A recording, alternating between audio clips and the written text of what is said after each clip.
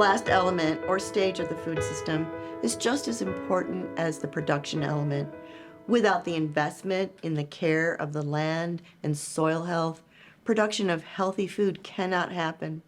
We group the activities of food waste reduction with land regeneration because both are so closely interrelated to a food's end stage, but also to a food's first stage. So in the last segment, we already touched on food waste and explained how it directly links to food insecurity. And as you've also heard, there is waste at every level of the food system.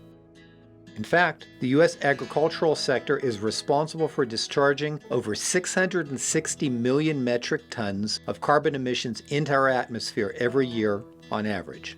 That exacerbates climate change, which results in extreme weather conditions and consequently requires more energy and water to grow our crops on land that is becoming increasingly stressed. Of course, irresponsible farming practices are also to blame for much of the diminished integrity of crop soil. But whether it's because of extreme weather anomalies or improperly regenerated land, the repercussions are the same. More failed and ruined crops. So you see the connection? Poorly managed agricultural and food waste can hurt the land we depend on to grow our food and result in deficient crop yields and even more food waste. It's a very destructive cycle. And while taking advantage of a local or regional food system is a good way to start scaling back on our carbon footprint, that alone is not enough. We need to explore all viable options in our efforts to secure a more sustainable, resilient, and eco-friendly food system. So let's dive a little deeper into the final component of the food system as we visit with two farmers who practice what is referred to as regenerative farming.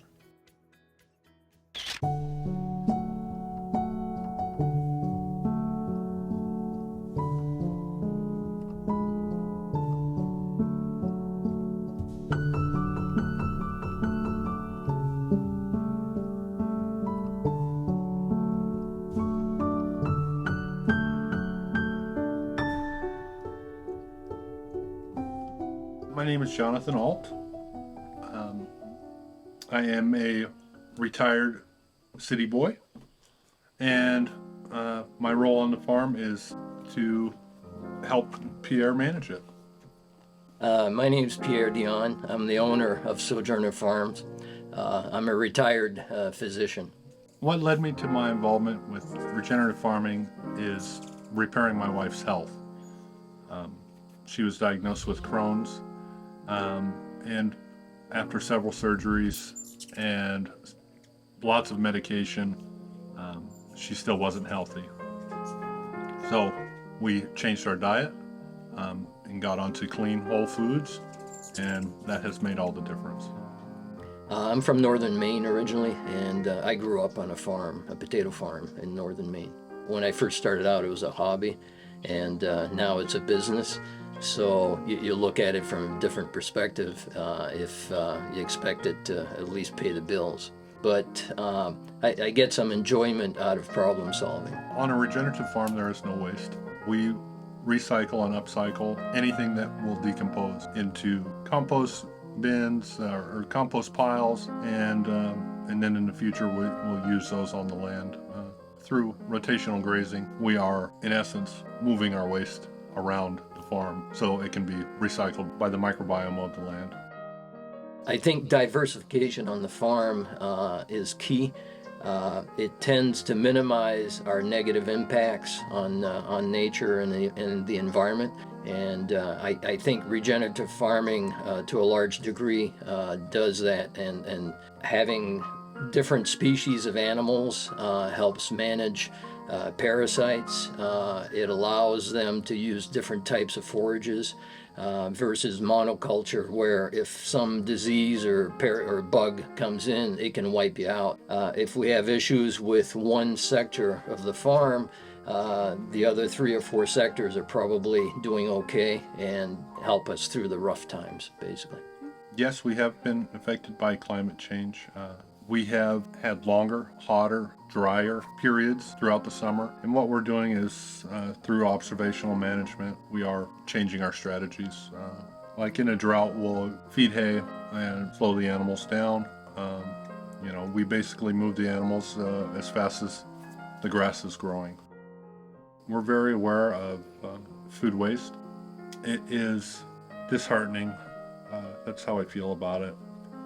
And how we could deal with it is by not being so superficial, not wanting everything perfect, and also by value adding to these products that aren't the most presentable, by turning them into shelf-stable products. Food waste is a big issue globally. I don't think there's lack of production, there's lack of efficient distribution, basically. We need to pay attention to where the food is going, make sure it's distributed equitably. There shouldn't be any food deserts in this country, especially. We need to take a step back and start ordering or obtaining our food closer to home. I don't believe there's enough cooperation among farmers. I would love for there to be, but there isn't.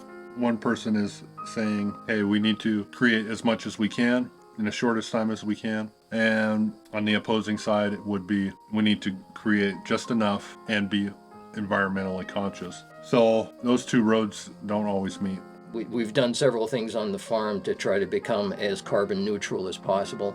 This home that we're in right now used to be heated with fuel oil. We've gone to geothermal, and we've gone to solar panels. So we're still on grid, but we don't pull any electricity from the grid, basically. And that's helped create resilience for our home and also for the farm. We have solar panels on one of our barns to run the freezers, the walk-in freezer and refrigerator. We have multiple ponds, but we also have a solar well as a backup. So that basically allows us to diversify our water sources. That, helps us get closer to being carbon neutral. There's only 4 producers in the country that create bottlenecks to our food system. And if one of those goes out, then everybody panics and shelves are bare. So I believe what we need to do to fix that is to decentralize the food system, make it more community-based, and have tens of thousands of these local community-driven farms like ours. There's niches for everything, but we need to make the playing field even so that small family farms can survive.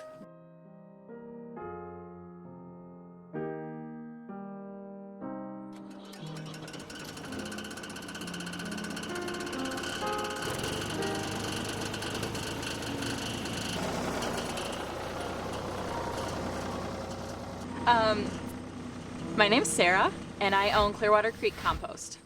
I started my business 1 week before the pandemic really hit this country. I didn't think that it would really have much effect, and I was right. I was able to just continue doing it through it. It's always been important to me to do something positive for the earth, and I saw that the only option for food waste and organic waste was the landfill. And I thought there's got to be a better option, and there just wasn't. So I decided to create one. And hopefully I set a precedent that other people can follow. And I think that more people have just gotten excited about composting, and that's my whole goal. This compost business was easy for me to start with very little overhead and very little investment to get it started. And it's been profitable every single year. By composting, we can create healthier food for everybody, we can create a healthier earth, and we can reduce our trash and our landfill waste. I do find non-compostable items in my compost, yes. So I pick up food scraps from houses, and people are still learning, and that's okay. And also kids will throw in a fork or wrappers or something like that. And when I find them, I just take them out. So to aerate my piles, I use my tractor and I turn the piles. So it's important to get everything that's on the outside to the inside and everything that's on the inside out to the outside of the pile. And as it's mixing, it's just mixing oxygen with everything. So New York State actually just passed a law, I believe a year ago or two, requiring composting. So they're starting small, and they're starting with a list of businesses that are going to be required to send all their organic material to compost or donate it rather than sending it to the landfill. So that's pretty cool. That's a huge step in the right direction. People have been just really excited to see a compost service pop up in our area, and my customers thank me every single day for picking up their organic waste. And also, it's important to know your options. So if you do have a composting service in your area, maybe utilize that, because then you can send your food back to the earth instead of sending it to the landfill. My pickup area is about 50 miles in diameter. So just in this one little area, we've saved 30,000 pounds from the landfill and given it all back to the earth.